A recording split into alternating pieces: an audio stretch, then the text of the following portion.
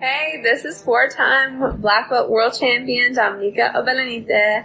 If you guys are looking to level up your jiu-jitsu game with awesome jiu-jitsu courses on mindset, strategy, and beyond, make sure that you guys check out BJJ Mental Models Premium. I myself have a course up there, so make sure you guys check it out. Let's get you guys on that next step in your jiu-jitsu journey.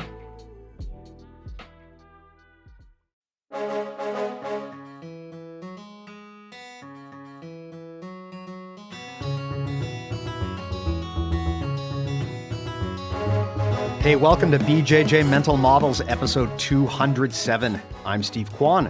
BJJ Mental Models is your guide to a conceptual and intelligent jiu-jitsu approach. And today I am pleased to be joined by one of my oldest jiu-jitsu buddies, Mr. Kabir Bath. Kabir, how's it going, man? Going great. I'm super excited to be on here. I know it's been a long time coming, but yeah, thanks so much for having me on the show, Steve. Most welcome. I am glad to have you here. Those who have been listening to the podcast for a while have probably heard me talk about how one of my favorite teachers ever was a blue/purple belt who I thought was better than most of the black belts in the room. That was Kabir. That's who we're talking about. But Kabir is not a blue-purple belt anymore. He's a black belt under Rafael Lovato Jr. That said, though, Kabir, why don't I turn this around to you and maybe you can introduce yourself in more detail. Yeah, so I'm a first-degree black belt under Lovato Jr. I sort of am the head of the Lovato Association, right-hand man type thing there. And then I run, or rather own, Kaboom Brazilian Jiu-Jitsu just outside of Vancouver, Canada in Surrey. And for the last 10 years, we've really specialized on youth programming. You know, that's been our core crux of our business. And hopefully that's what I can share, some good insights so everyone else can sort of, you know, learn how to really build a program that delivers on what the kids need, the parents need, everything like that. And what your business needs. Absolutely. Yeah, I think that a lot of what you need to build a good kids program, a lot of it is honestly probably just good business advice in general. But the way that you specifically have thought about your kids program, I think is fantastic. I saw that video of you giving a kind of a lecture in front of the Lovato Association and just talking about how you scaled up your kids program. But maybe as a quick intro, just why don't you talk about it, what you do at Kaboom and why your program is so kids focused? Yeah, so really at the heart of it, I'll start with sort of why we started with kids is really the main thing has always been like when I was a white belt, I had someone tell me that you couldn't make a career off jiu-jitsu. So goal number one, make a career for myself, but also for other people. And I knew having a strong youth program was going to be a big part of that. It's something scalable. It's something where you can touch a lot of lives as well.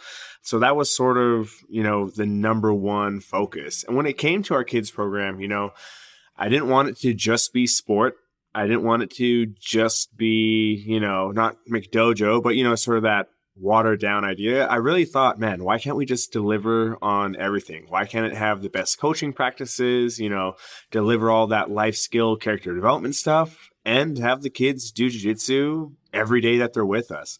And, you know, it's something we've been crafting over the last 10 years, you know, so many different iterations over the years. And now we really have a solid formula that's has us now, like as of today, you know, I have 312 youth students and we, you know, start from 4 all the way up to 13.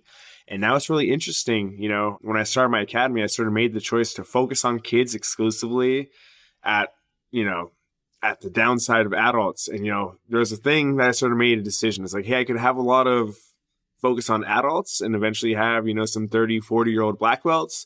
Or I could focus on this youth program. And in 10, 12, 15 years, I can have a big stable of, you know, 19, 20, 21-year-old black belts and really build a jiu-jitsu team that way. And it's sort of coming to fruition. You know, now this year, we're sort of having our first wave of those juvenile blue belts who've been training with me for, you know, 8, 9, 10 years. And we're only going to have more of that over the next couple years here. So it's really exciting to sort of see the plan come together. It was really a long-term vision from the get-go, but I think it's something people can overlook because they just don't think, you know, a kids program is super sexy, or they go about it as a necessary evil rather than something that could really make a meaningful impact in their lives, in their coaches' lives, and in their life as an owner too. Yeah, absolutely. And I think you wisely bring up the benefit to coaches of targeting kids programs. I mean, first of all, man, I would say that For kids, jiu-jitsu's got to be one of the sports that I would recommend most universally. I really regret that I didn't discover jiu-jitsu until well into my adult years, because I would have loved to discover this sport when I was, my daughter's age. I also totally understand why so many instructors don't want to do it, because look, some people just, they don't know how to deal with kids. And I think also people have a tendency to project their own desires onto their customers. And they don't realize that, look, sometimes the best thing for you to do from a bottom line standpoint is help people, get their kids trained. It's not always about, like you said, turning grown-ups into black belts. Sometimes it's about catching kids earlier on in their journey, because there's so many things that kids can get out of a good martial arts practice beyond just the self-defense piece. Oh, absolutely. And, to this day, I've yet to have a parent come in and be like, okay, so when is my child going to learn spider guard, triangles, and I really want them to specialize in that? Never happens. Truthfully, if you were to take a step back and think, hey, what do these parents want? They want, something that will build their child's confidence, maybe give them a new social network, put them in a positive, encouraging environment, and it's like, oh, but what do kids want? Kids want fun. They want to be physical. They want to make new friends. They want to, they want to have fun, But I think so often coaches like to think, hey, this is my program. I'm going to run it the way I want. And then they have 4 kids and they're really confused about why kids class is a big drag. You have to sort of, lead with what your clients want and what they sort of need, because truthfully, jiu-jitsu would be super cool if everyone had that, but all the other stuff is going to be utilized way more in their life than that triangle armbar, Yeah, that's something I've very much said on the podcast. I got into jiu-jitsu for the same reason most people do, which is I wanted to learn how to defend myself. But man, the older I get, the more I realize I am never going to use this sport for the thing it was intended for. I just, I'm a 40-year-old hobbyist father. There's just no situation where I'm likely going to have to wind up defending myself in a bar fight. But the things that have stuck with me over the years are the networking, learning how to learn, having a physical practice that I can use to stay fit and healthy, which is always a challenge when you don't do this stuff for a living, right? You got to find a way to work fitness into your schedule. And now, as a dad, getting my girl into jiu-jitsu, she absolutely loves it. And those are the things, I think, like you said, that ultimately really matter in jiu-jitsu if you stay with it for a long time. The self-defense aspect and the competition aspect, that only diminishes in importance the longer you train. Yeah, because we tell parents this when they come to the academy. It's like, hey, we're going to teach your kid double legs. We're going to teach them how to pin people down, escape, all that stuff. But I absolutely guarantee you, they will use a strong, confident voice, good body language, and social skills way more in their life than a double leg. And the reward for them being able to use that will be way greater than them being able to blast double everyone they see. And, when you really make it clear, like, oh man, the utility of jiu-jitsu is, it's there, but it's more like just this vehicle that we can use for all this other growth, and that's what I wish more people would see and understand, is that you can deliver it to a lot more people and really have a much deeper effect than if you just focus on making kids really good at the sport. And that's not to say, our students aren't inclined to participate in the sport as it is. I mean, we had an in-house tournament with 120 kids 2 weeks ago. They love wrestling. They love going hard. They love training, but we wanted to make sure that we structured everything so that we can really encapsulate and nurture those more valuable traits, the things that will pay off when they're 13, 14, 15, rather than being maybe an awkward teen, they're a little bit more confident. They're a little bit more assured of themselves. And that puts them in a better position for the long run. And really always been our goal is how can we make that long-term impact, Absolutely. So what would you say your kids class looks like versus how a standard kids class would look like? I'm just curious to know, what do you think is incorrect with the way that most coaches teach and manage kids classes, and how does Kaboom do it differently? Yeah. So just generalizing here, most schools that run a kids program, it's really just an adult class for kids. In that we follow that classic sort of 3-part formula that sometimes you talk about. There's some sort of warm up,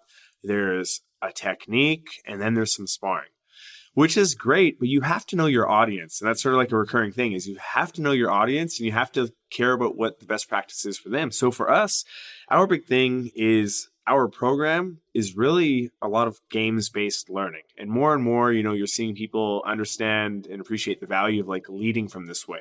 Because a couple things. One, we want to have the kids moving as much as we can. We want to have them, participating in the activity, and it just makes the room a lot easier. So for example, our average class, we'll have the basic stuff. We have a warm-up.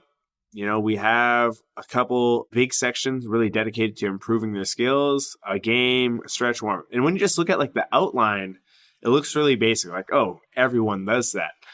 But the real key is sort of how we try and structure those things with like an outcome in mind. So our warm-up is not just mindless different warm-ups every single day to keep the kids like interested and engaged. When we think of our warm-up, it's like, hey, we want part of this warm-up to be super consistent so these kids can, see their progress, build confidence in their physical skills. And, part of it can be varied so that can develop that overall physical literacy, which is so important for youth. If you want them to be great athletes when they're older, you actually have to develop their athletic foundation when they're young, and then we'll move into, one thing we do here is a life skills sort of mat chat. So for us, we know parents are coming for confidence, self-esteem, honesty, all those things, but we don't want to just hope that it happens by accident, so we have a little part of every class where we talk about these things with these kids. We get them involved. We give them that space to share their ideas, to participate, to actually think and engage with these concepts rather than it having just be something that they're told that they should do or they should have, And then we move into the fun stuff, and all of this, of course, is fun. But the way we approach teaching is, I think, it's just great for the kids because we want the kids to do all of jiu-jitsu every day, but we want it to be fun. As much as we can have them playing is way better than them listening to us lecture. Okay, because I don't need them to know the step-by-step of every move. I need them to know and like playing the game so that they want to learn the step-by-step. So for us, our average class, we'll do some sort of game around the guard, then we'll do a game around the turtle position, a game around standing, and then a technique. So an example of that might be, every day our kids might come in and they might play the grappler stance game. All that is two kids in a wrestling stance in front of each other, and every day we give them a different win objective to score a point. Maybe on Monday, they're scoring points by putting their partner's hands on the mat. Maybe Wednesday, they're scoring points by being able to get a body lock. Maybe next week, it's by actually picking up one leg is how you score a point. And while we frame it as a game to the kids, they're working super essential skills here with a lot of touches. They're getting a lot of repetition and they're able to do it pretty safe. And we can have, 40 kids at once playing the grappler stance game. Why? Because they know the game, the basic outline, and every day they're just listening to hear what's different for the win today. We do the same thing with the turtle game. A kid's in turtle, another kid is starting maybe at the back of the turtle. Top player. Okay, today your goal is pin them chest to chest. So you got to turn over the turtle. Bottom player, stand up. Like, there's so many variations of this, but all we try and do is make sure that the kids are playing the key phases of jiu-jitsu, which for us is standing, turtle scenarios, guard scenarios, and pin scenarios. So we like to think a lot of their learning is going to happen through them playing these games rather than me showing you step by step how to turn over a turtle and have you drill it with no fun, but also like no actual resistance or anything going on. We get to now just play and get so much more volume of these kids actually engaging in jiu-jitsu. And then for us as coaches, we don't have to manage behavior when they're playing. We just get to coach the kids while they're playing, which I think is truly what a lot of coaches would prefer to do rather than trying to keep kids focused, engaged while they lecture. And that's the meat of our class. And then, of course, we do other basic fun stuff, stretching, we'll do a game, and then we'll bow out. But it's that middle section that I think a lot of schools sort of miss out on because they try and follow that adult style of class where here's a move, you're going to drill it a bunch, and then we'll do some sparring. And that just doesn't work. And it sort of sucks, to be honest. Yeah. I mean, honestly, we've talked about this on the podcast. I'm not even sure that approach is great for adults, but for kids it's even worse, right? Because you're dealing with young people with a very short attention span. Kids, of course, most of the time they're there because their parents put them there. They didn't opt in and pay for the experience like an adult would.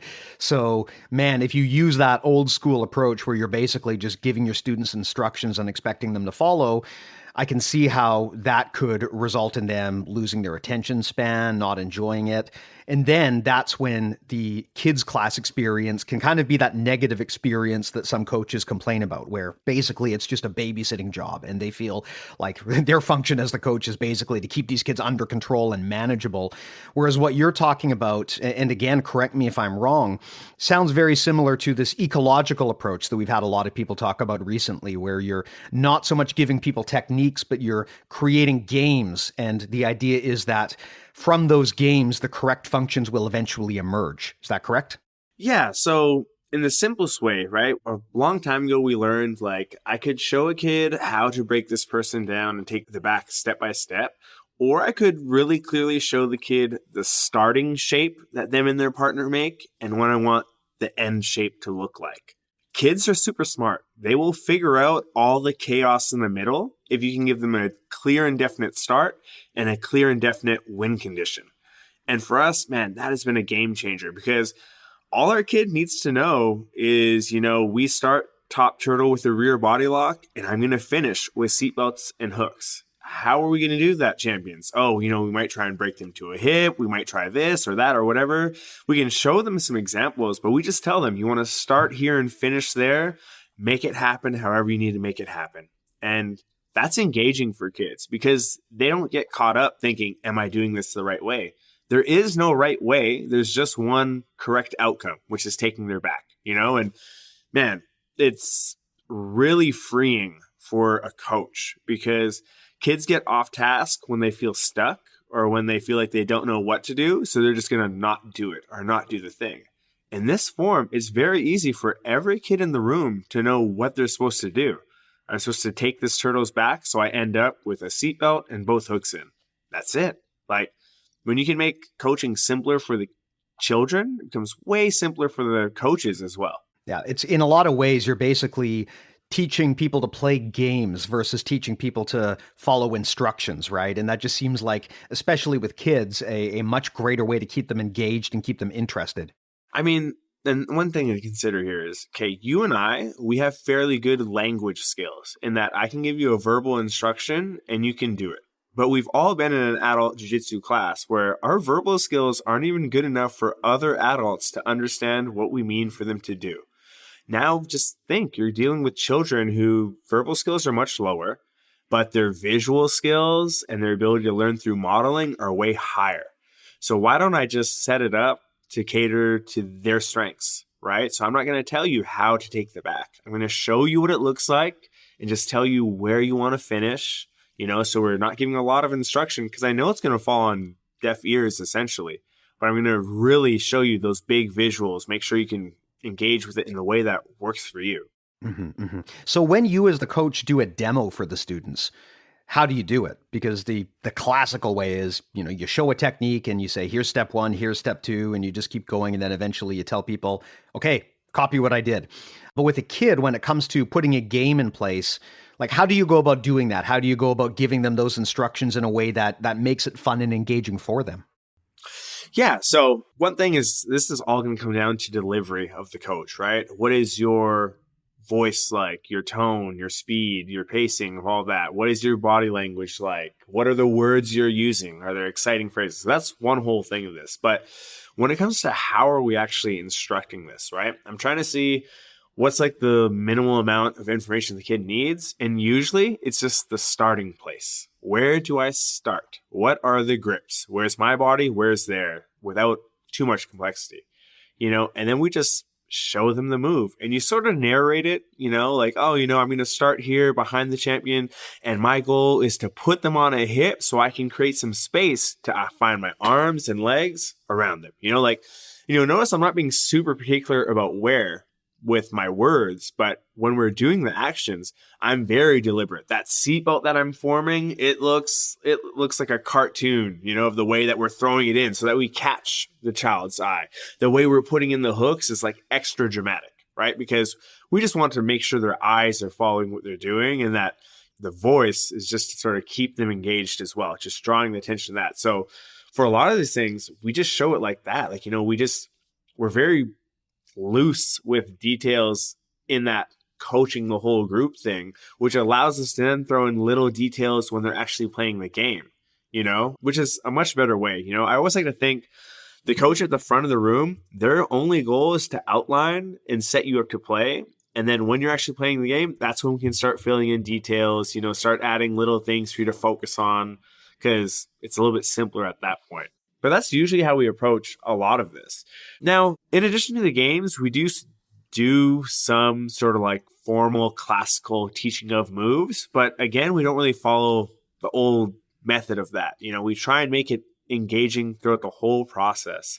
I'll quickly just sort of share what that is. So let's say we're going to teach the kids Osotogari, basic trip. Everyone knows it. When we do it, okay, we sort of have like a method where first we're going to show it, this is our most like powerful takedown that we love to do from our judo grips.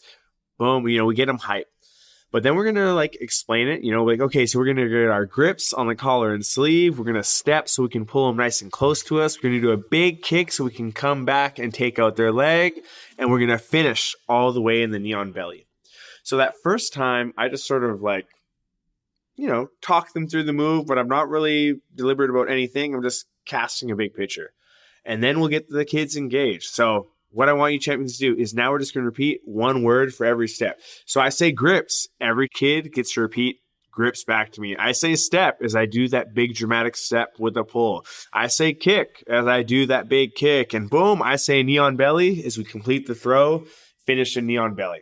Then we do it another time. So again, the kids are not sitting idle. They're participating with me, right? And then, what we're going to do is before we send them off to drill, which we don't really ever do, we're going to do some sort of like step-by-step reps. Meaning there's a partner 1, partner 2. Partner 1, grips. Every kid in the room gets grips at the same time and they freeze. Then we do step. Every kid steps. Kick. Boom. Knee on belly. We follow the same thing. The reason we do this is, one, again, we're making sure they're all engaged, right? No one is left idle in this format. They all have to follow along. They all get to follow along, and we're sort of moving, synchronized throughout. But for me as a coach, it makes it really easy for the team to see who doesn't know what's going on. Because if the whole room looks like they're doing the right move, that person who is off stands out really fast, and you can really help them out quick. Right. So then we'll do that. So we do that. And it's been one of the best methods we've had for actually being able to teach the more technical aspects when we want to. And I think to some regard, it still is fun because there are some kids who learning things is the main thing they like about it, more so than even playing. Right. But this method allows us to get every kid engaged, make sure that they're doing, but keep them on task. And then we switch to other partner. And then maybe they get some drilling time. But here's another thing that I think sometimes we make a mistake is when we let kids drill, we assume that when you say you do it, your partner does it, they know what that's supposed to look like. And they know what being a good partner looks like. But again, we have to model it. So, before we send them off, myself and, Coach Brandon, we're going to do a rep. He's going to get me grips, step, kick, knee on belly. Then I'm going to stand up. Then I'll do it. Grip, step, kick, knee on belly, back and forth, back and forth. Who thinks they can do it just like that? Right? And I get all the kids engaged, all the kids to buy in that, okay, cool. When we actually go drill in the formal classical way, this is how it's going to be. And yeah, it's just when we do teach in that way, it's awesome. And it's very clear because they're not left to their own devices. They're always participating and the coach is always coaching. And I think that's like the big key that a lot of classrooms can be missing. I love that idea of effectively breaking up the drill into kind of a class-wide sequence, almost like where a drill sergeant barks out an order and everyone does one step and then the next order and then another. Because like you said, that gives the coach the ability to see right away if everyone in the room is on the same page, which they inevitably will not be, right? There's always going to be people who lost the plot or maybe they need a bit of help. But also, like you said, it encourages the kids to stay engaged because the coach is always coaching. You contrast this with the way that a lot of classes work, where they basically say, okay, here's the steps that I want everyone to follow. You got 4 minutes. One person drills for 2 minutes and then we're going to switch and the other person drills for 2 minutes. Well, if you do that, you're basically creating a situation where, first of all, the coach is not coaching anymore because they're basically stepping out and just letting the kids do everything on their own. But then also, now you're creating a lot of work for the coach because the coach has to simultaneously keep eyes on all of these drilling pairs all throughout the room.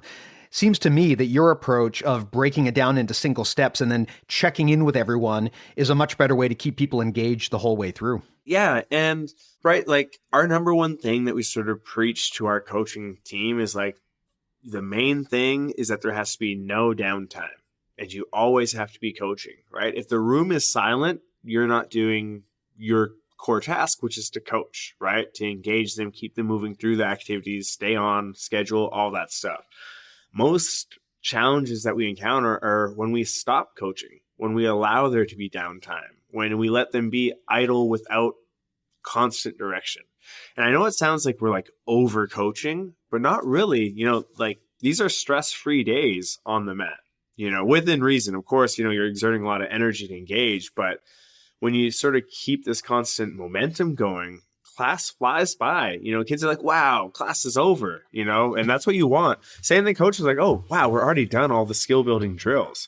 And that's a super big part of this, is you want to make sure that the class has a good pace and that the pace, if it does drop, that it gets engaging really fast, in a different way that, brings their energy back up. And I think that's one thing that you need to be mindful of is like, you are the energy source for the room. If your class isn't focused enough, you're probably not giving out those high energy engagement vibes that you want from them, right? And that's another thing that I think is just really important to understand is that it all stems from whoever's at the head of the room. You're the energy source for that entire mat. Yeah.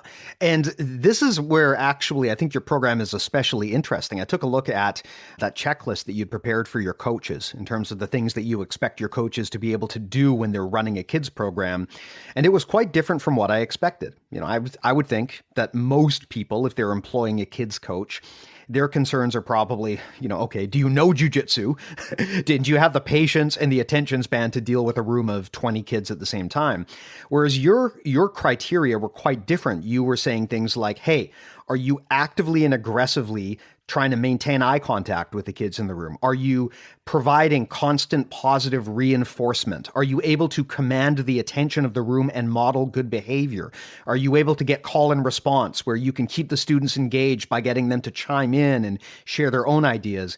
And these are things that I think are quite different from what many people would expect, to look for in a coach. They generally think, hey, I just want someone who's good at jiu-jitsu. But I think what you've kind of modeled here is that behavior, being a good role model and being engaging are really the most important thing at the end of the day. Well, I mean, if you think of your favorite childhood teachers, they were the ones that were super engaging, that you were like, wow, they do, they're superheroes in your eyes, and they weren't superheroes because they knew the alphabet really good. They were superheroes because they made you feel seen in their class, that you were always a part of it, that they just had this energy about them. And for us, like our number one thing is like a good coach is not really a technician in the sense that, hey, what makes you valuable is your ability to break down this armbar. A good coach is someone who can connect, because unless I can connect with our students, I can't coach them. I can't challenge them, right? I can't push them to be any better if I miss that first base connection, right? And I think that's, a thing we really miss too much is we think, oh, they're here to learn jiu-jitsu, but they won't learn jiu-jitsu if they're not plugged in. And if that is what you make the forefront, like number one task, you have a whole room following your every step. You have a whole room wanting to do well in class so they can have that great relationship with you. But I think too often we skip over connection, or we treat connection as more of like a checklist item. Like, oh, I said hi to everyone today, mission complete, but it goes a lot further than that to actually make it, meaningful and run the room well. Yeah. Something that you have said before, you've talked about the importance of teaching life skills as well. And I think that's a fascinating thing too, how you don't just teach people jiu-jitsu, but how you teach people how to be better off the mats. And I mean, I've said many times that I think one of the main reasons to learn jiu-jitsu is because it gives you a skill set that you'll use outside of jiu-jitsu. How do you structure that when you're providing education for kids. I mean, I guess intuitively as grapplers, we have an understanding of how to teach an arm bar, but how do you teach a kid to be self-confident? Or how do you teach a kid to be able to speak up when they don't know the answer to a question, right? That seems to me to be something that's pretty challenging, especially for a grown-up who's not used to working with kids to learn how to do properly. Yeah, so I'll tackle both parts of that. So the second thing, just getting kids to engage, man, you just ask them questions and make them answer you. And that sounds really plain and simple, but the key is that you have to already have first fostered a positive learning environment where they know, hey, in this room, it's okay to say something and be wrong.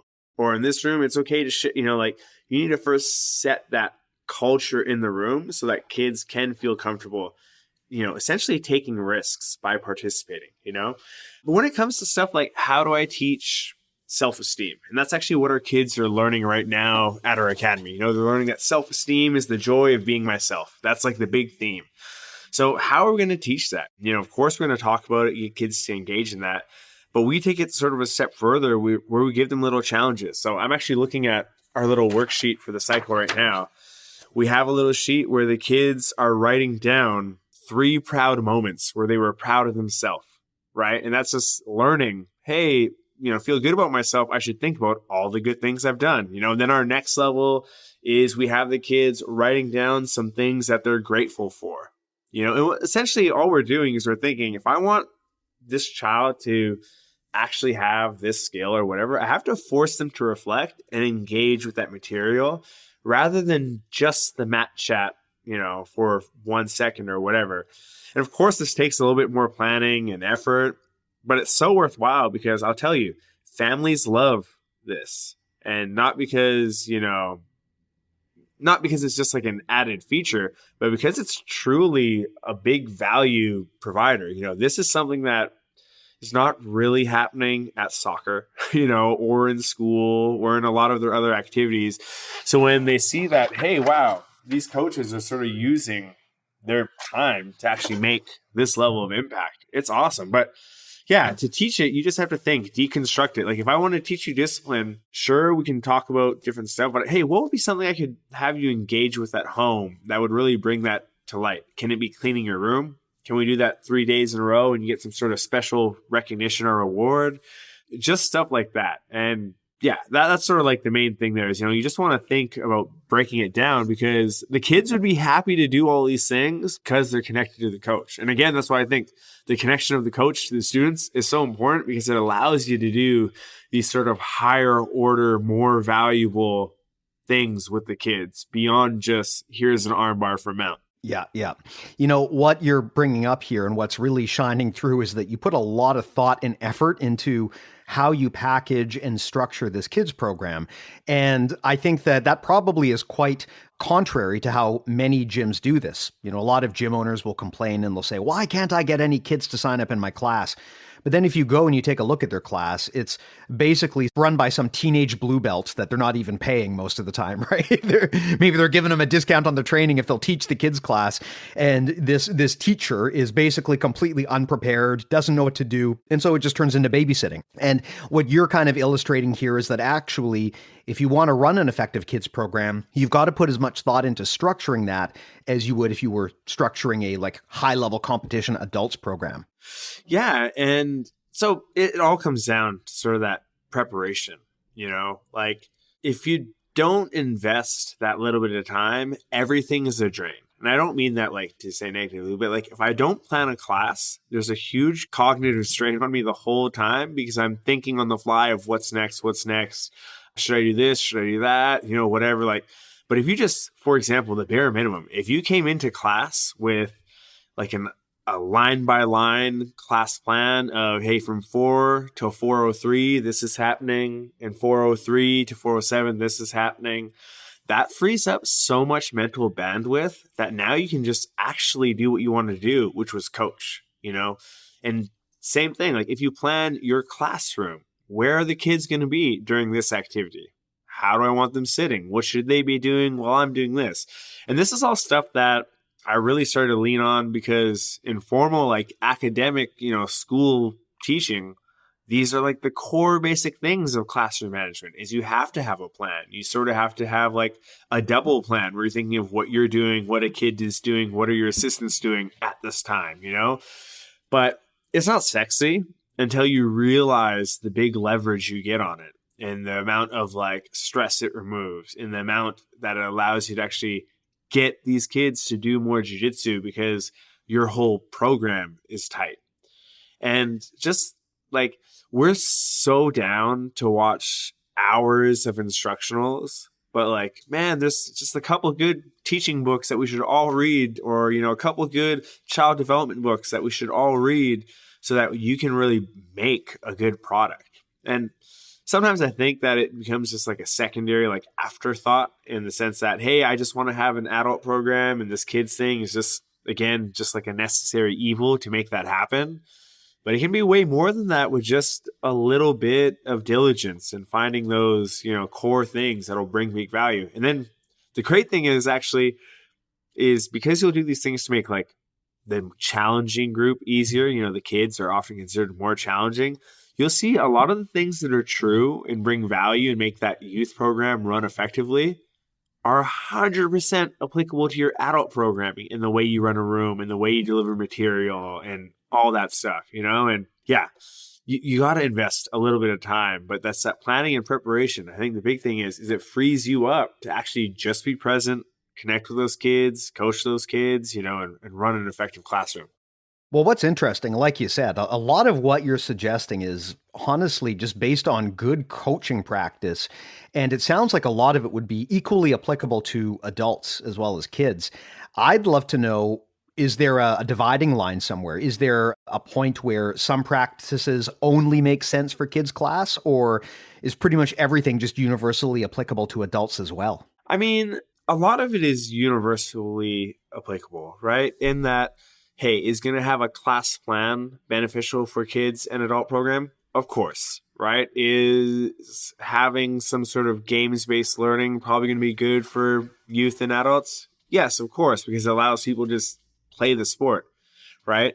Like, I've yet to find anything that was, you know, not applicable. Maybe the life skills stuff, right? We don't do that with our adults, but that's not really what they're coming for. And that's just like a key distinction is when you're running an adult program, you are one-to-one, meaning you are selling and servicing and fulfilling the person who signed up. When you're working with a youth program, you have two sort of clients. You have the parent and the child. So your program is sort of different in that regard because you have two people whose needs you're trying to fulfill. But everything else is universal, you know, like, hey, if I want to run a great adult class and I want to be able to give Steve hard feedback to make him better, I better have a great connection with Steve. You know, I better know the best way to manage this class time so that he can get some meaningful improvement or at least awareness out of this session. You know, I better know how to use my words the correct way to give him meaningful feedback that he can implement without just, you know, hurting his self-esteem or whatever, or being discouraging. Like, all of that is universal, you know, to both. That's like one thing I really realized is like, everything is the same, you know, but the things that are truly valuable, they, you know, they're always true. You know, being effective at feedback, always true. Running a good, proficient game plan for the session, it's always true. It's always going to be valuable, whether it's kids, adults, it doesn't matter. It could be a piano lesson in class. If I were to think of the same things, I would be a sick piano coach. You know what I mean? Yeah, like, I just think it's all the same stuff. It's just what we're teaching is different because of who our audience is. Mm-hmm, mm-hmm. Something that's becoming very clear as we talk about here is that you've got a different level of expectation for your kids coaches than probably most gyms. You know, like I said, at many gyms, if you go to the kids program, you're going to find it's being taught by some teenage blue belt who probably isn't even being compensated for the work. And I get the impression here that you have higher standards for how you train and onboard and monitor your coaches for the kids program, correct? Yeah. And I mean, the real reason for that is just think, I'm literally having people come and entrust us with their most valuable asset possible, their child, right? And for me to just like half-ass it would be awful. Because think of the amount of influence our coaches have, all that stuff. And it's actually interesting. I just hired another youth like part-time coach this week. And one thing I told them is like, as soon as you're a coach, you now become a 24/7 role model. Your standard of how you have to carry yourself, it has to be higher, and like all these things. So for us, I really want this to be like an actual job that you do because you're getting paid money. There's some sort of benefits that, beyond just a little bit of, trading time for tuition. It's not really a way to get an invested coach who's going to deliver the best, but that happens a lot because it's the low hanging fruit, easy way to have someone else do it. I don't want someone else doing it. I want someone doing it well, right? So we really try and build it out properly, because if I can make sure that we're professional in the way that we onboard these coaches and set them up, that's going to deliver the best product. But also for these coaches, man, if I were like 18 and I could be coaching jiu-jitsu like 20, 30 hours a week routinely and know that it's a stable source of income for me, I would be hyped. But that's not really a real opportunity for a lot of people just because of the way that they think of structuring and, delivering these programs. Something that I've heard you say before is that you want to make sure that there's always a viable career path for your coaches. And I think you're touching on that here. Like you said, with a lot of gyms, they probably look at their kids program as a necessary evil, and they're probably eager to offload that to anyone who will take the job. But what winds up happening is, you're going to get a bunch of semi-volunteer young blue belts who are basically running your kids class. And they're not doing it because it's a career for them. They're not doing it because they see growth potential. They're doing it because they're trying to shave off a few bucks from their tuition. And maybe they had to deal with a coach where, I run the kids' classes and you let me train for free or for a reduced rate. And like you say, that's not a good way to get people to be invested in your vision and invested in the kids. You have to see a long-term growth trajectory for yourself in order for a career to be viable. Otherwise, it's just basically like a summer job that someone's going to do for a while until something better comes along. But I love this idea of turning the kids program into a coaching career for people that they can build a life around, right? I mean, that's good for the students, it's good for the coach, it's good for the owner. Yeah, like here's the thing too, is if this person is passionate about jiu-jitsu, whether it's with me or someone else down the future, they're going to have to be a competent coach. They're going to have to be a person who can connect with people, who can do all these things well. And it doesn't benefit either of us if I don't train you on those valuable things, right? Because one, you're going to maybe not deliver a great program to these kids, but also if this is your interest, I should be providing you that training that you need. So if you do ever leave Kaboom, you have the skills that you need to actually be, to actually have a career in jiu-jitsu. Because being a competitor is a very, very narrow track to success. But being able to coach, being able to engage people, like those skills, even if you don't use it for jiu-jitsu, I have people who have left me as coaches but do other stuff. I'm like, man, those instructor trainings we did, I use that all the time in my practice as an RMT now, connecting with clients, doing all these other things. And I think we can sort of be like short-sighted and they're like, do I really want to bother investing in coaching these people on all these little things? I can just have them go run the class, and as long as the kids don't die, it's fine.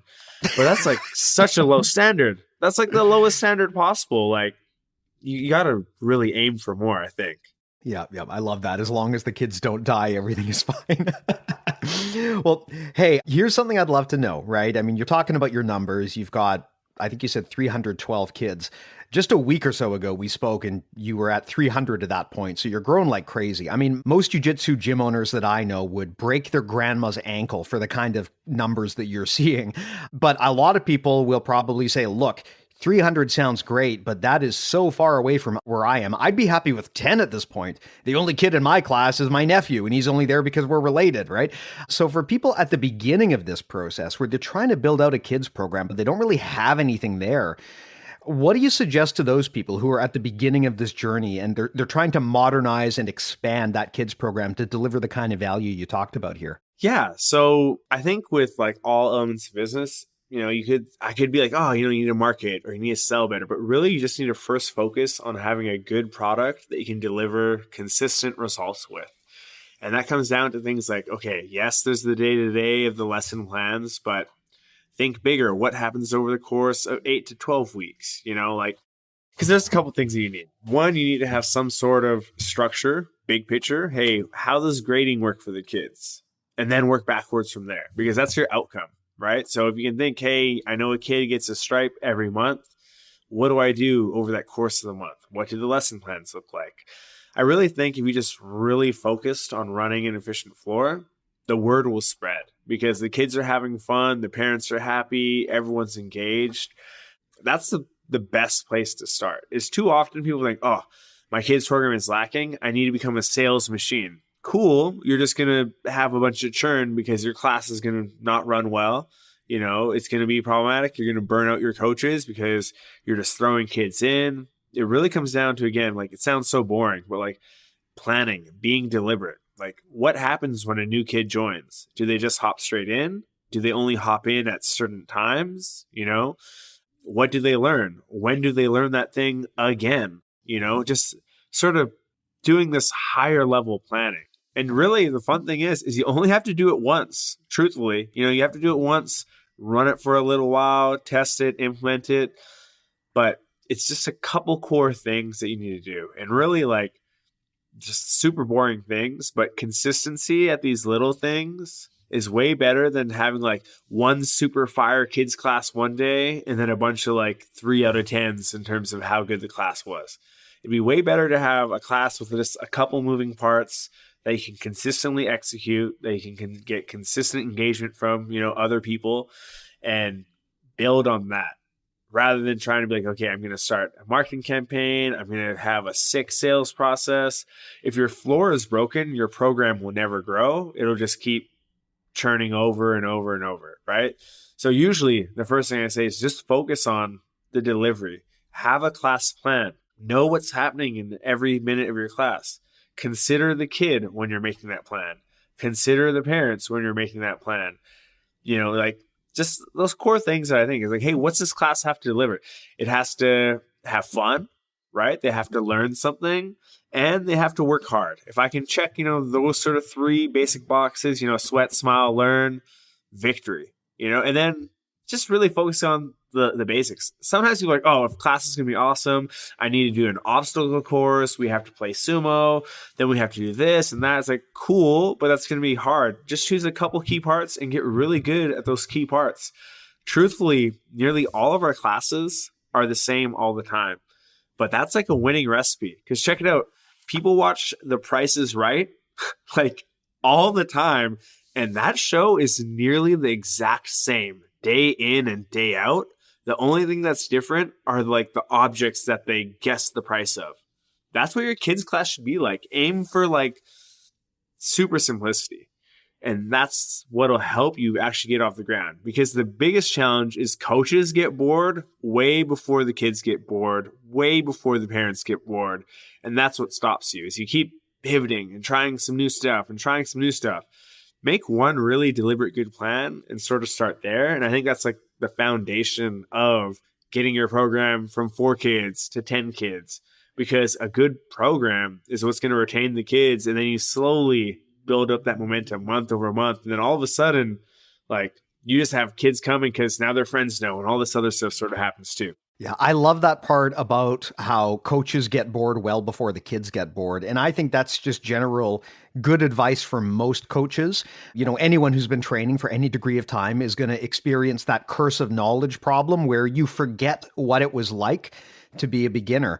And as the coach, I know you always feel like you've got to come up with some new sexy thing to show people so they stay interested. So you're always looking for new shiny objects and new techniques you can put in front of people. But look, you got to remember what it's like to be a first month white belt. And it's going to be even worse if you're a first month white belt who's 5 years old. There's no point in teaching people how to crab ride if they don't even know what base means, right? You got to remember, because you're right, a lot of the time with teachers, they'll show something and then they'll think, okay, I showed this, I can't show it again. I got to find something new. Honestly, sometimes the best thing to do is repetition. If you showed a technique before and you think it would be valuable to show it again, that's not a bad thing, right? Sometimes repeating yourself is very helpful. And actually, just on that point of repetition, that's something that a lot of kids programs could benefit from. So for our kids, like in one sort of like testing cycle, meaning, the course of a couple of weeks where they're working towards their next stripe or belt or whatever, a kid will see and work on the same technique, I think 6 times. And for us, that's over the course of 8 weeks. So they're going to have 6 different instances where they work on this one move. man, it's really good to get good at a technique when you do it that many times, even if it's just little doses each time.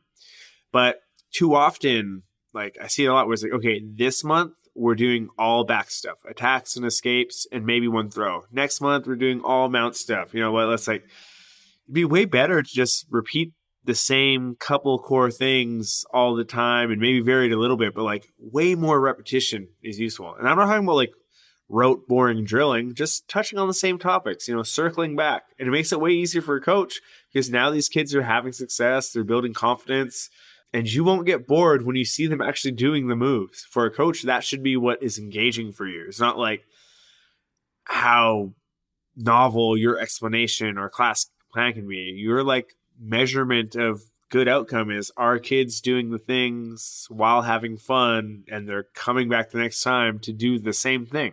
That's a good kids program, right? And I think we skip over repetition because like, the kids are going to be bored. They already learned a double leg once. Like, no way, dude. They actually just want to learn it a little bit more so they can actually do a double leg on someone, because that would be so gratifying and fulfilling for them, you know, but we lose sight of that. Yeah. Even as a black belt, there's a ton of techniques that I technically know.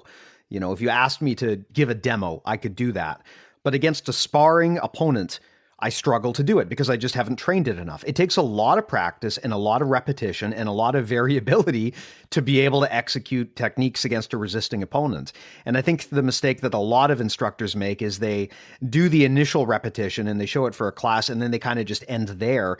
But unfortunately, that's not how learning really happens, right? I mean, just by being able to do the drill for one class, you're not going to get enough out of that to be able to develop the technique to the point where you can really actually use it in a live role. Yeah, I mean, and that's something I think that more and more people are realizing now. And I think everyone sort of like knows that we wish we would do stuff more often, but we always feel like, there's so many things that I need to learn. And it always comes down to sort of that like breadth of knowledge versus depth of knowledge. You know, if you got like 50 grapplers in a room and you ask them like, hey, quick, name the top 3 guard passes you use. I'm pretty sure you're going to see like, you know, Toriando, knee slice, half guard to mount as like some of the top 3 universally across the room. If you ask them the best sweeping positions or whatever it is, it's like there's a very small subset of all moves that we actually use frequently. Why not just cater a program around those so people can have fun being good at the thing, right? And that's another thing is like people take a long time to get good at jiu-jitsu because we're super distracted by a bunch of low-level things that aren't key, right? You always talk about the fundamentals, but never want to like focus on the fundamentals. And our kids program, like circle back to that, is super fundamental, but they know how to pass guard, they know how to take the back, they know how to submit, and they know how to do them very well, you know, and they have a ton of fun because they can actually accomplish these things rather than showing them 12 different guard passes when I know they're only going to use like 3 to 5 in their daily life. You know, it's a big thing that I think holds a lot of programs in general back, whether it's youth or adults, is wanting to cover everything. Whereas I really think you just need to cover what they're going to use and what they need to have fun and actually play the game, right? Teach them the basic controls of the game, get them set, and then let them go. You know, then just let them play the game in class, which is like the other big part of our program. It's like we teach you a few things and then we let you play the game a lot. Like in our class, probably 70% of it is live training for kids, and for our adults, it's even higher amount of class that is live training. You know, I want you to play the game because that's when you get good at the game. That's when you get engaged with the game, and that's when you keep coming back to get better at the game. Yeah, I've never understood why instructors think that 2 minutes of drilling time per person is going to be enough to learn a technique. It just isn't, right? And I think that if you can give people more time within that play zone to practice and experiment and try different things, I think that helps a ton. Now, I got to ask you here, 300 plus kids, that sounds like a lot of people to manage all in one go. And I'd love to know how you do that when you get past the point where all of your kids can fit in a single class. And now you've got, armies of children that you have to organize and sort and control. How do things change then when your program scales up beyond just a few students and now you've got hundreds of these kids to deal with? Are there any scale considerations that you as the business owner need to worry about? Yeah. So a couple things. Like there's the like structural needs of your business in that, hey, now you have to think of class scheduling. How do I effectively plan class schedules so that one, I can accommodate all these students and I can still be acquiring new students, right? Then there's the staff side of this. Like, okay, as I scale up every 75 students, I probably need another coach here 5 days a week or something like that. And the amount of communication that scales up. So, for a lot of people, that's the biggest challenge is they can't really grow because they don't build the team that they need to actually maintain the big jump. You'll hear sometimes from school owners like, my program is just stuck at about X amount of kids or X amount of total members, but they haven't added more capacity to the business. You haven't added another coach, right? And because you don't have that coach, you're one coach, they're sort of burnt out. So some of those classes suck and you lose some of those students. Or you haven't added someone to just deal with the admin, the sales, the communication. And because of that, people feel unheard and they get grumpy and they leave. Like, that's the biggest thing is like whenever I talk to someone whose school isn't growing or they are unable to grow it, is usually because they haven't increased the overall like capacity of the business. And it's not just number of classes. It's really the number of humans that you have working to fulfill on that.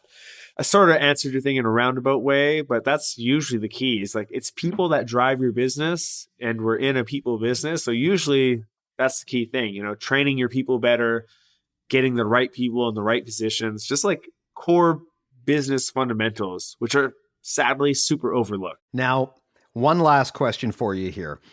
I want to talk about tantrums because this is one thing that any parent can understand. And this is an area where arguably adults are different from kids, right? If an adult is having a bad day on the mats, at least adults are usually responsive to reason. But as a parent, and any parent will know, your kid will sometimes get into such a state where they are just completely impossible to reason with and they're just in a bad mood, and that's that.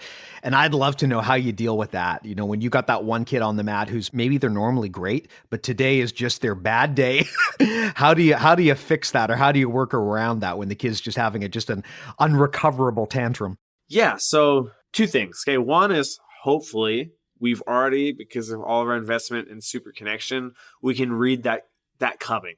That like prevention, of course, is always the best, solution. So hopefully you've built that connection that when the kid comes through the door, you can see and anticipate that, because we try and make sure that before class starts, we connect with all the kids. We talk to them in the lineup, because some kids will come in and they just finished being bullied all day at school, or being told no, no, no, no, no all day, or they just woke up from a nap in the car.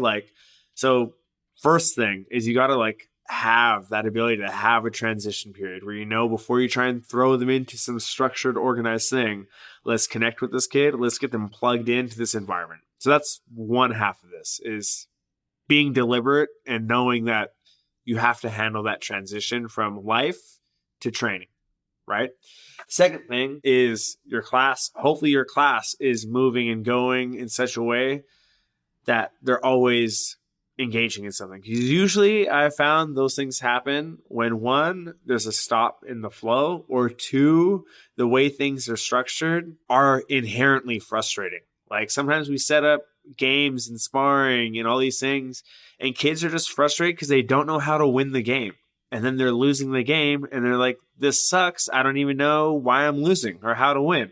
Right. So sometimes that's a big key thing to think of. And again, I'm talking about prevention, but man, the lion's share of this is all done in prevention. But when it comes to that kid who's having their time, whatever it is, and this could be any sort of non-desirable behavior. It could be a tantrum. It could be the kid who wants to spin, the kid who just wants to starfish on the mat.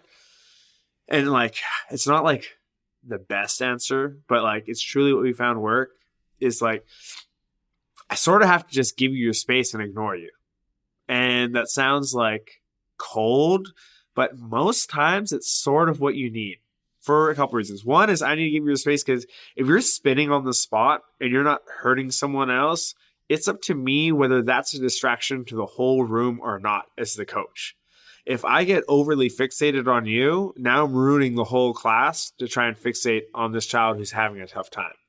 But if while you're having a tough time, I'm just focused on Johnny and Rachel and all these other kids who are super engaged and on point, that's a way better move and decision for me as a coach. Like sometimes I just have to let you spin, or I just have to let you sulk. Now that doesn't mean that I'm ignoring you, right? I'll have an assistant coach or someone who can be in your space and sort of monitor, hey, which way am I going to be able to bring you back up? But honestly, like when that happens, it's sort of about ignoring them, not like in a negative way, but it's just like what you shine light on grows. And I don't want to like try and what am I going to do? Get logical with you right now when you're at this super emotional state and be like, no, we got to get back on track. Like that's not going to work. I sort of have to give you space. And I think too often is we feel like, I got to quickly solve this and fix it. It's like, or just let it go, like let whatever they're going through process, give them the space.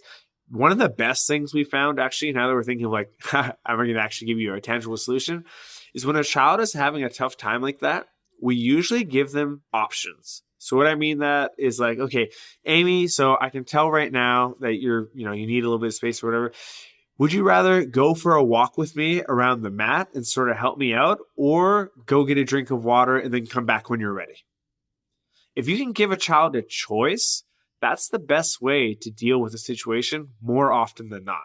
And both of those outcomes that I chose were favorable ones. Neither of them were stay here and be sad forever or be grumpy forever. So yeah, that's going to be like my actual actionable answer is we usually try and connect with the kid. Don't tell them to do anything that we want. We give them two choices of things. Which one would be better for you? And that usually works. But I hope that you can see the benefit of all the preventative, deliberate planning stuff to sort of catch this before it ever happens too. That's good advice. And I love the bit about giving the child options. I try to be empathetic as a father, and I try to be understanding of the fact that when you're a young kid, it must be a frustrating experience because you don't really have control over many of the things in your life. And, including your own emotions sometimes because you haven't developed that tool set yet. And I have found that with my daughter, when she's in a mood like that, if you go and start barking orders or just tell her no, that's likely not going to work. But if I sit down and I try to explain why we have to do certain things that she may or may not want to do, and I give her choices, and I say, look, here, we could do A or we could do B. And like you said, I want to choose two productive options, but I put it into her hands, then that empowers her a bit. And I think it makes her feel more like she's in control of the situation. And I mean, I know all kids are different, but at least with mine, it seems to make her mood improve. Yeah. And I mean, it's just like, it's like scientifically proven, if you can get a kid to start making choices, they're involved and they're more likely to, participate again and get back into the swing of things. And just the key thing there is like, sometimes people think they rush to the choice like, okay, so like we can either do the class or you can sit out. Those are awful choices, bro. Like that's not productive at all. I want two things where there's no negative consequences. There's just two actions, because both my actions there are just resets. And that's all we're trying to get is I don't need to move a mountain and get something productive done. I just need to put in a reset, a buffer, a change, like a pattern interrupt with my two choices. It could be like, hey, do you just want to go switch to that spot or switch to this spot? Like sometimes it's like you want to sit, like the smallest, silliest thing, but it's really just like a pattern interrupt. I'm not going to make like, okay, do you want to, yeah. Sometimes people try that approach, but they make the two choices like work. The choices are not work. The choices are just pleasant distractions. Yeah.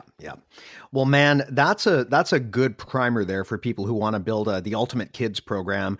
I would suggest that if people have more questions or if they want to learn more about your program, probably the best thing for them to do is get in touch with you. How do people do that? If they want to check out Kaboom or they want to contact you or follow you, where can we send them? Right. So if you want to check out what my school is doing, just follow Kaboom Kids BJJ on Instagram, and that's Kaboom, like the sound effect, Kaboom, and then Kids BJJ. You can sort of see what my school is like, what class is like, sort of the vibe, the culture, all that stuff. If you have questions for me myself, you can just DM me on Instagram, or if you're part of BJJ Mental Models Premium, which you should be, I'm in the Discord there. You can reach out to me there. I'm happy to help you out. On Instagram, it's just my first and last name, Kabir Bath. You can find me there. Yeah, and those are the top two ways, right? I really can't overstate how beneficial it is to just like watch and see what's happening inside the school. So if you can see my Instagram, you'll get a little bit of insight. But if you have problems, you have questions, I'm more than happy to help. Just DM me at Kabir Bath on Instagram, or hop in the Discord with BJJ Mental Models, and I'm there too. So what I'd love to know, where did the name come from? Kaboom is such a cool name for a gym. How did you come up with that one? Yeah, so fun thing. It is a nickname that sort of came up for me in high school, but it was really powerful. So actually, it was like grade 8, and I guess some kid like wanted to make like a terrorist joke about me. So he was like, "Hey, Kaboom, why don't you go make a bomb?" And I guess he was, trying to be a dick, obviously. And for whatever reason, I just had friends around me who obviously didn't like that. And then they just started calling me Kaboom, like in a positive way. And for me, I thought that was super cool because like, oh, you just flipped this negative into sort of like a positive, cool thing just because you thought it would be like powerful, And so that's actually where the whole Kaboom thing came from. Is it started in grade 8 with someone trying to put me down and make me feel bad about who I was for things that were beyond my control, you know what I mean? And I sort of saw like, you can just turn any experience into a positive if you choose to. And then since then, man, Kaboom has been my nickname. It's actually very funny. Right now, most students at my school don't know that it is my nickname in a lot of like facets of my life. It's only like my OG like jiu-jitsu friends who even think of me as Kaboom. Whereas like my students, they have no idea until they hear this today that like I am Kaboom, and that's where the whole Kaboom BJJ thing comes from. But yeah, so that's sort of the whole story behind the Kaboom thing. Is it was just some guy trying to make some terrorist bomb joke to me, and everyone decided to give him a big FU and make me cool with a cool nickname instead. So that is where Kaboom came from. I love that story. It's such an awesome example of like sticking it to these racist a-holes. But I just love that some grade 8ther made a terrible racist joke and accidentally created a jiu-jitsu empire. Yeah, what a perfect storm, right? That's the ideal scene. Turn the negatives into positives and kill them with success. Yeah, well, awesome. Thanks a lot, Kabir. And like you said, if you're out there listening and you want more of this, I highly recommend everyone check out BJJ Mental Models Premium. You can go to bjjmentalmodels.com to check that out. There's actually a lot of stuff on there beyond just the premium stuff. We've got a ton of write-ups for all of the concepts we talk about here on the show, as well as easy access to things like our newsletter and all of the old archived episodes. We got over 200 at this point. So all of that's there on the free side. But if you want to check out the premium stuff, there's a big red button you can click on the website. Can't recommend it enough. We've got over 50 hours of detailed audio course style breakdowns that I think you'll probably really get value out of. Of course, on top of that, we got live coaching. So you can submit your footage. We use Technique to provide that service. We talked actually recently to the CEO of Technique on this podcast. So great way to get detailed video feedback from high-level black belts. And you can also yell at Kabir and myself on there. So highly recommend everyone give it a go. There's a free trial, so please do check it out. bjjmentalmodels.com is the place you go to do that. But Kabir, thanks a lot for coming by, man. I've been wanting to have you on for so long. Really appreciated this conversation. And I hope it helps people because like you said, there's so much to a kids program beyond just a daycare service for people. If you do it right, you can make an incredible business and you can change lives, right? You can really put kids on the right track. So thanks for coming by and sharing all of this. I hope it inspires a lot of people to follow your lead. Awesome. Thanks so much for having me. And like Steve said, if you have any questions, anything, feel free to reach out. I'm super happy to share and just help you out too. Awesome. And thanks to everyone listening. Super appreciated as always. And we'll talk to you next week. See you soon.